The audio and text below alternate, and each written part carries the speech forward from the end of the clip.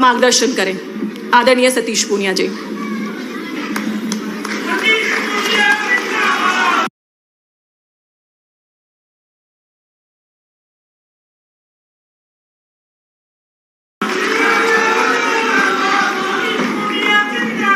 ये भारत माता की, भारत माता की, वंदे वंदे वंदे मातरम, जय श्री राम, वंदे मातरम, जय श्री राम। भारतीय जनता पार्टी जिंदाबाद, बीजेपी जिंदाबाद, श्री नरेंद्र मोदी जिंदाबाद, श्री जेपी नड्डा जिंदाबाद, श्री अमित शाह जिंदाबाद, श्री सीपी जोशी जिंदाबाद, श्री राजेंद्र राठौड़ जिंदाबाद, मंच पर बैठे सारे नेता जिंदाबाद, सारे कार्यकर्ता जिंदाबाद, महिला मोर्चा जिंदाबाद। देखा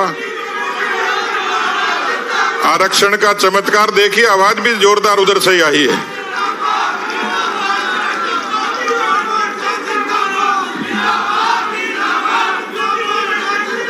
मैं तो ये सोच रहा था कि मोदी जी के महिलाओं के आरक्षण के बाद की ये स्थिति है, तो मिलने के बाद पुरुषों आपका क्या होगा।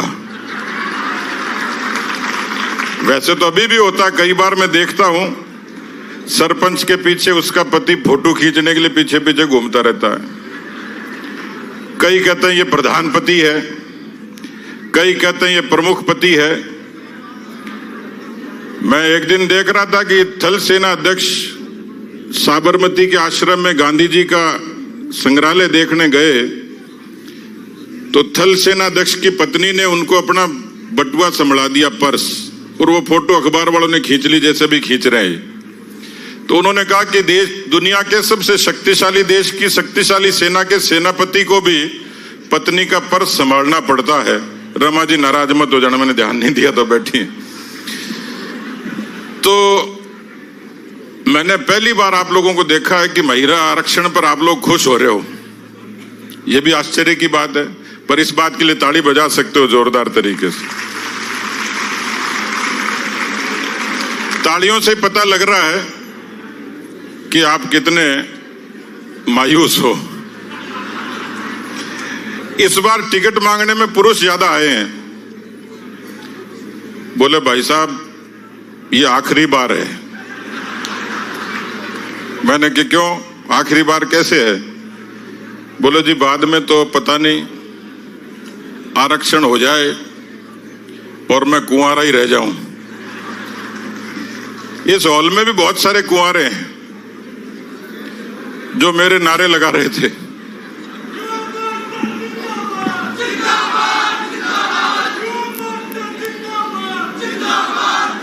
भैया इसकी फोटो खींचना, सरकार आते ही समाज कल्याण से इसकी व्यवस्था जरूर कराएंगे।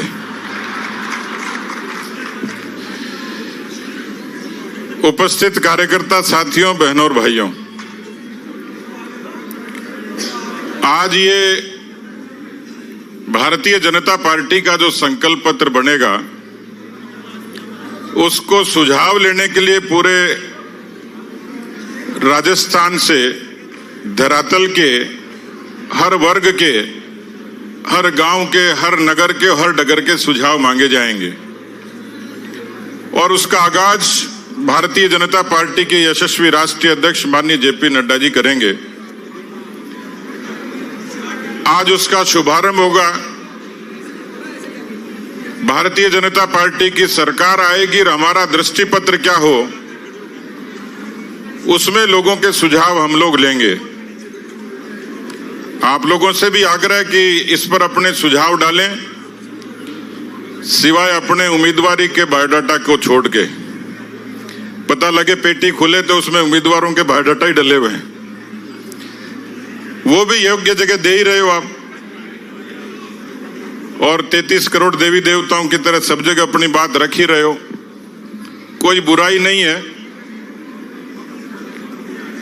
हमारे एक पूर्व विधायक हैं डॉक्टर मूल सिंह जी, मैं मेरी मौलिक आवाज में, मेरी मौलिक भाषा में वो बात रखूंगा, आपके समझ में आ जाएगी। मुकेश जी को तो पता है। डॉक्टर मूल सिंह जी के पास एक कार्यकर्ता गया, बोले डॉक्टर साहब चुनाव लड़ने की इच्छा है, बोले ये कैसा काम है? तो डॉक्टर साहब बोले भगवान कसम बहुत ही बढ़िया काम है, इसमें सारे घर के काम लग जाते हैं, क्योंकि चुनाव लड़ोगे तो सबको ही वोट मांगना पड़ता है। फिर इसने पूछा डॉक्टर साहब इसमें खर्चा कितना लगता है? तो डॉक्टर मूल सिंह जी ने कहा कि भाई मैं 20 साल पहले चुनाव लड़ा था, आज भी टेंट वाला पर्ची लेके पीछे पीछे ही घूम रहा है, उसका भुगतान अभी तक नहीं हुआ। कई बार होता है, पहले कोई याद नहीं दिलाता।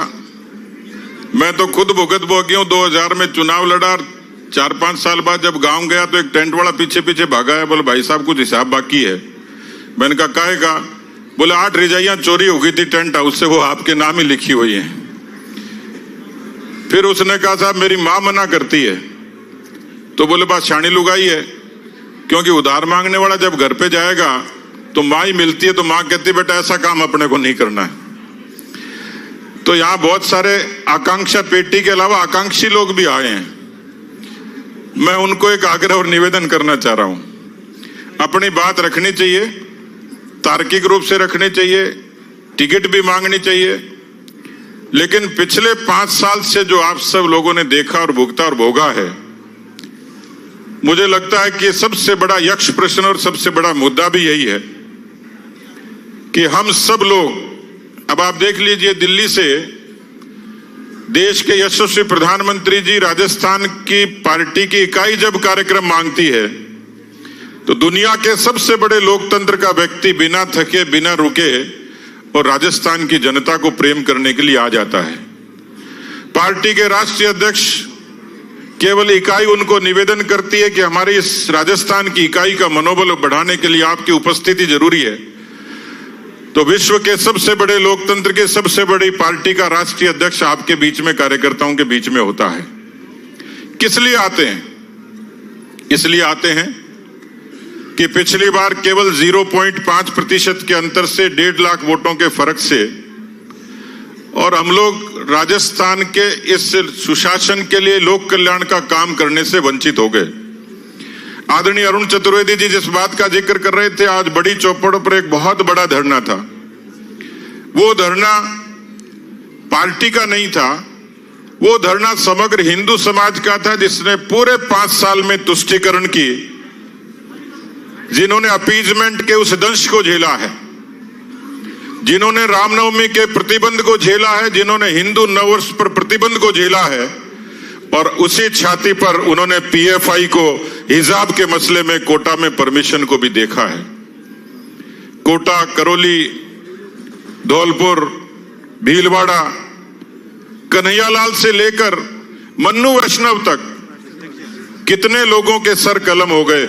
आदरणीय राष्ट्रीय अध्यक्ष जी हमारे बीच में आ गए, जोरदार तालियों के साथ, करतल ध्वनि के साथ जोरदार स्वागत करिए। आदरणीय जेपी नड्डा जी हमारे बीच में आए हैं, बोलिए।